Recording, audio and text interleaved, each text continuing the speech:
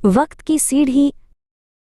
एक दफा का जिक्र है कि ज़मान नामी एक नौजवान बादलों के दरमियान खड़ी एक अजीमुश्शान सुनहरी सीढ़ी के सामने खड़ा था। ये सीढ़ी ज़मीन से शुरू होकर नीलाहट में कहीं गायब हो रही थी, जिसका ना कोई आगाज मालूम होता था और ना ही कोई इख्तिताम। ज़मान के दिल में इस पुरअसरार सीढ़ी पर चढ़ने का शदीद शौक पैदा हुआ। ज़मान ने बड़ी हिम्मत और जोश से पहला कदम रखा।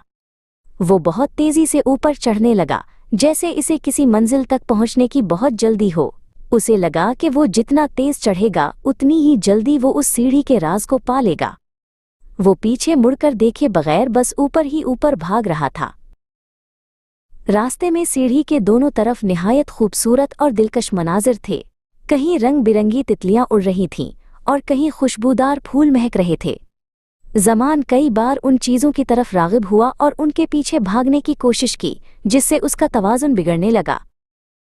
अचानक एक वसी पायदान पर ज़मान की मुलाकात एक निहायत बुजुर्ग और दाना शख्स से हुई, जिनका नाम हिकमत था।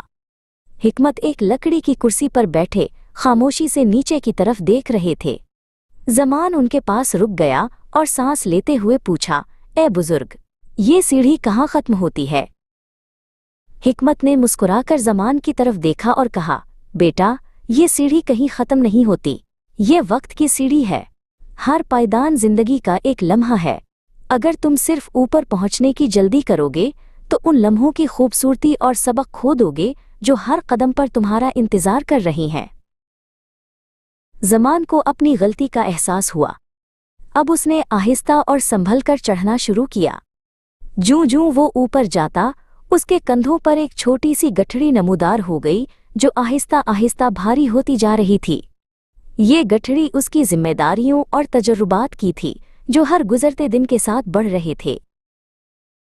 एक शाम ज़मान एक पायदान पर सस्ताने के लिए बैठ गया। उसने नीचे मुड़कर देखा तो उसे वो तमाम पायदान नजर आए जो वो तय कर चुका था। कुछ धुंधले थे और कुछ रोशन। इसे एहसास हुआ कि जो कदम वो गुजार चुका है वो दोबारा कभी वापस नहीं आएंगे। इसी लम्हे हिकमत एक बार फिर उसके पास नमूदार हुए। उन्होंने ज़मान को एक कदीम रोशन चिराग थमाया और कहा, ये तुम्हारे तजर्बे का नूर है।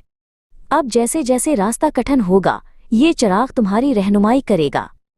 याद रखो, हर लम्हा एक तोहफा है, इसे ज़ाया मत करना। अब ज़मान के बाल चांदी की तरह सफ़ेद हो चुके थे और उसकी रफ्तार भी धीमी हो गई थी, लेकिन उसकी आंखों में एक ऐसी चमक थी जो पहले कभी न थी।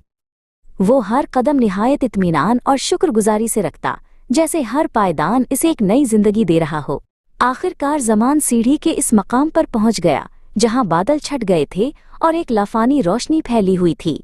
हिकमत वहां उसका इस्तकबाल करने के लिए मौजूद थे।